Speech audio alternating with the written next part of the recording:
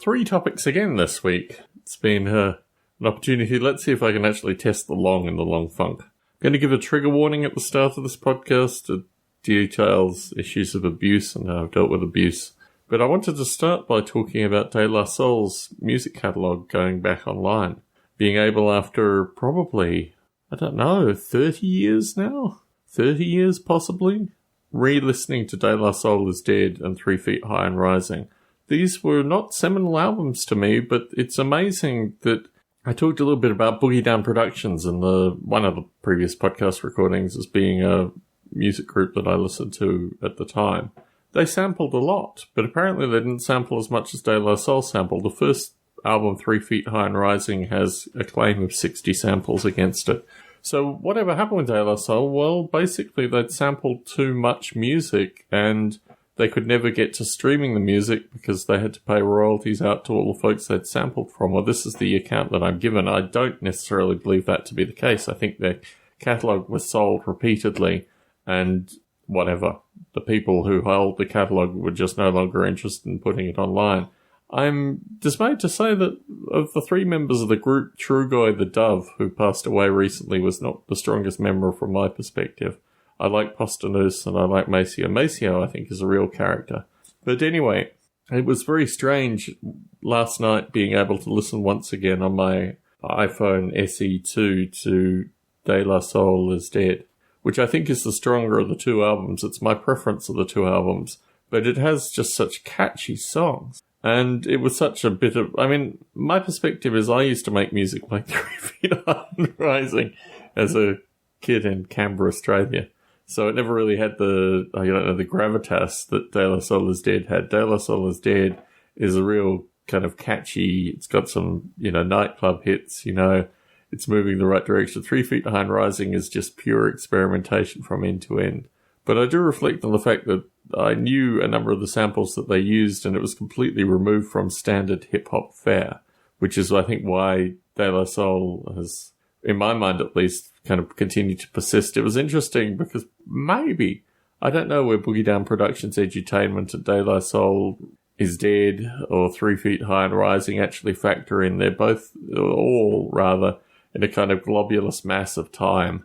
And yeah, just the catchiness of De La Soul Is Dead, I think, is worthy of a re-listen. And I think probably I'll re-listen in full at some stage. The nature of every other band, every other group, every other individual rapper that used samples, and the fact that I've been able to listen to their music in the past 30 years without any issue, which is probably why they're at the forefront of my mind. I was also a huge fan of Ice Cube, which I didn't mention in any prior recording. Ice Cube was coming up just as when I was in LA.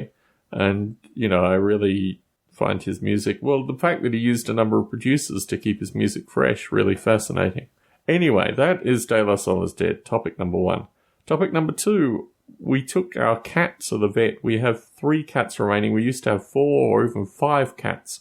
So you may not know me as a cat person. I don't really know myself as a cat person, but I do have cats. Anyway, I went to the vet and we'll drop the cat off at the vet, and I went to pick up the cat from the vet last night, which was $440 odd. Yes, they did blood tests and they even did x-rays. Anyway, the x-rays revealed a large tumour, or 2 large tumours in the cat.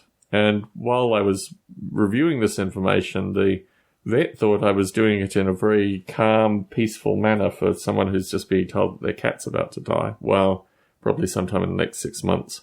But actually, I don't know, there were a combination of factors which caught me at the time, which didn't make me feel particularly emotional at this news. I knew there was something wrong with the cat. The cat's lost a bunch of weight recently, so one of those many possibilities could have been cancer, and it just turned out to be the case. So it's rather strange that, I don't know, because you don't react in distress or really distraught when you see large cavities or large lumps in your animal's chest. That, I don't know, I was just calm about it because I feel that this was a cat that I rescued when she was 3 weeks old and bottle fed her and combed her for fleas and did a bunch of things while she was growing up.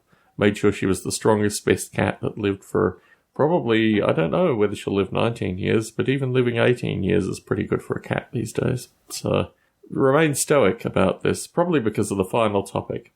I've talked about this in prior podcast recordings. I've talked about this in prior podcasts. I wrote in a book called Secrets of the Little Blue Box, which is John Draper, the phone hacker's biography.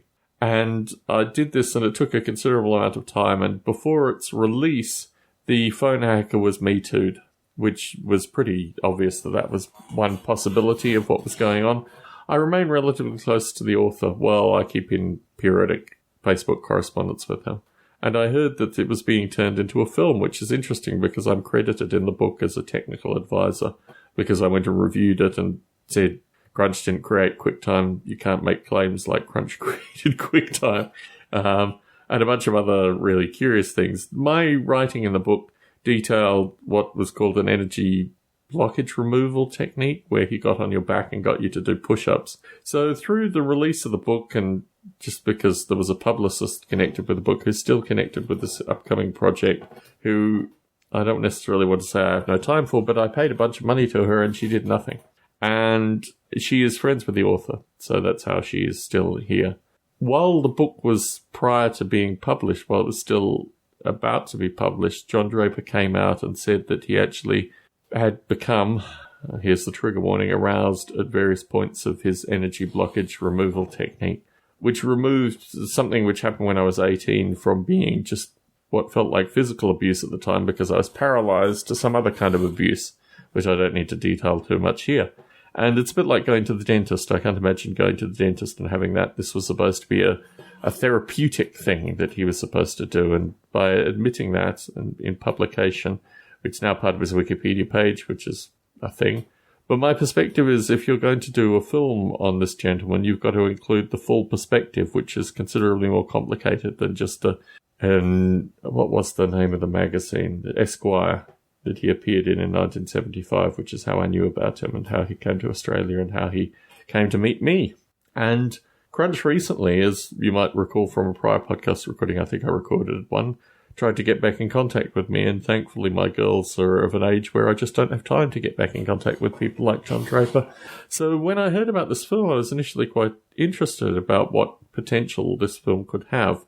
And then basically I realized that it was just a puff piece, and the fellow who was doing the screenplay, who allegedly was going to get in contact with me, was being paid from the Kickstarter that they were about to get out. You have these layers of just nonsense, non sequiturs, just things that are ongoing based on the fact that they can get money from people on Kickstarter who are sufficiently disconnected from the situation to not feel that this is a predator of any form who we are just giving more and more publicity to. So that's where I sit with that. That's the conclusion of that. I thought I'd do a long funk about this, but I think I've probably distilled my thoughts in a time up and coming. So now it's out in a therapeutic form, which seemed to be what Connor Seitz-Bowen said with regards to these long funks. I'll put it there. Tom Barbalet in Las Vegas, Nevada, signing out.